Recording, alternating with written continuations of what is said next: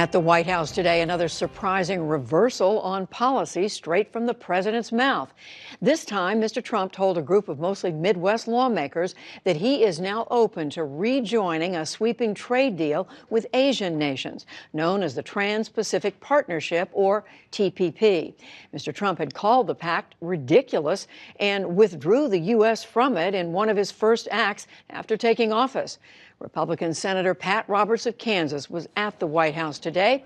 He is chairman of the Senate Agriculture Committee, and he joins me now. Senator Roberts, welcome back to the NewsHour. So how surprised were you by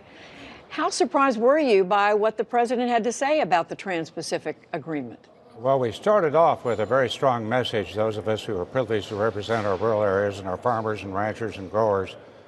And we've been going through a really rough patch. With a loss of farm income and our prices plunging. Mother Nature hasn't been very good to us either. But the subject was trade, and there was a proposal that was at least floated out, billions of dollars in aid to offset any tariff retaliation.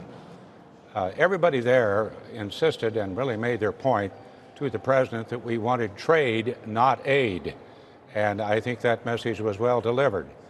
Then there was a considerable effort made to talk about the possibility of TPP, either bilateral, one by one, or multilateral. And I think the president truly listened from the standpoint that if you want to get tough with China, and you really want, all of these folks do not want to really do business with China.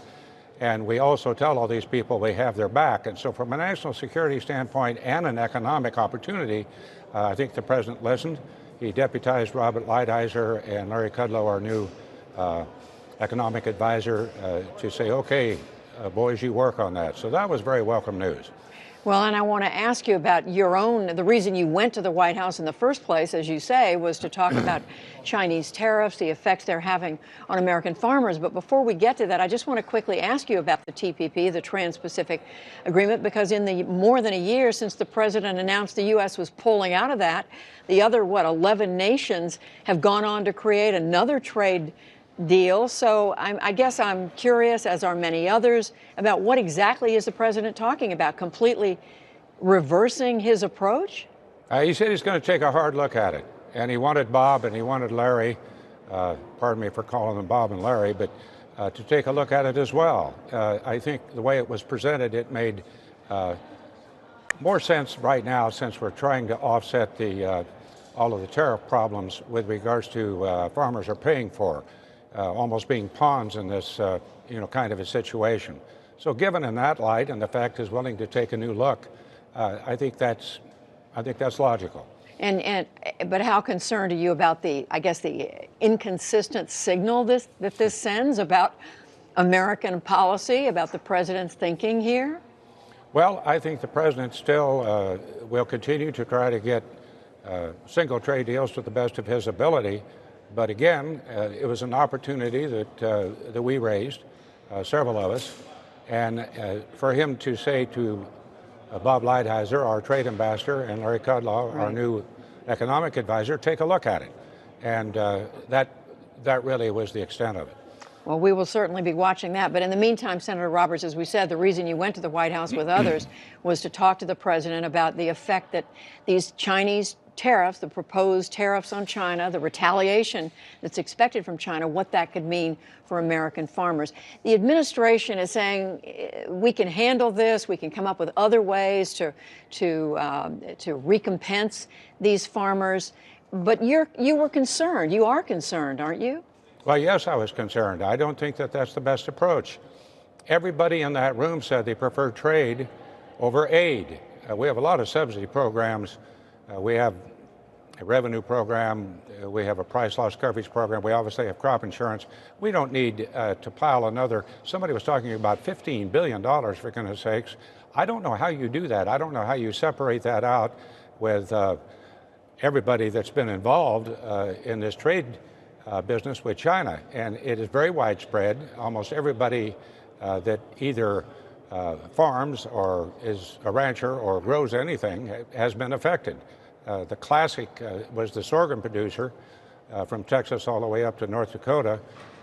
when they all of a sudden saw 80% of their dollar go out of their price on one day because of washing machines and solar panels. Now, the Chinese are doing an investigation on that, but just the news of that really hit the sorghum producers very hard. Now just add in wheat, add in corn, add in soybeans, add in cattle, add in whiskey, for goodness sakes. How are you going to make a whiskey payment, by the way? So this whole idea, I think it was resisted by the USDA, and I'm not sure who really came up with it, but I think it was basically the idea by the president, who really knows that he has a lot of support in rural and small town areas, and we're hurting.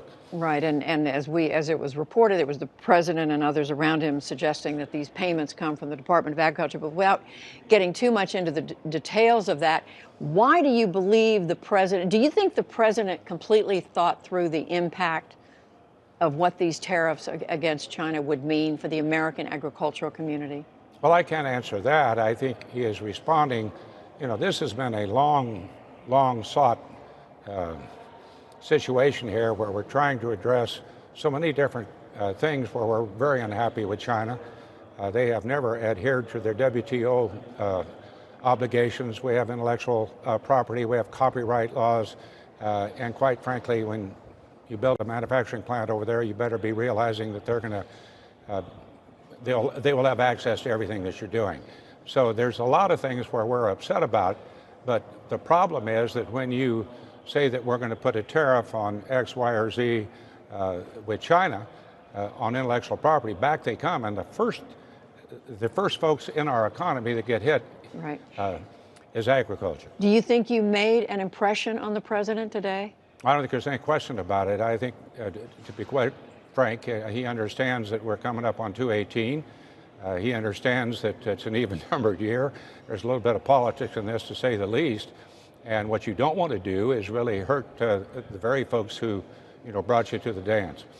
Just finally, Senator, what is the thrust of what you're hearing from the farmers who you talk to? Well, the sorghum producers were in my office when I was meeting with the president with the Finance Committee, again, on trade policy.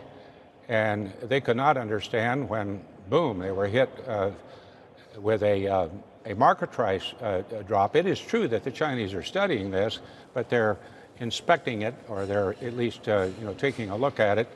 And when you do that, immediately the markets, they respond. And so you can have a market drop. Soybeans went down 17%. They recovered some, but if a farmer wants to sell his product on that particular time, he's really hurt.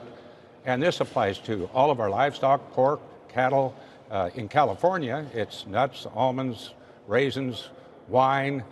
So all over the lot, all China has to do is say, well, we're going to take a look at you in terms of retribution, and the farmer pays the price. That's not fair.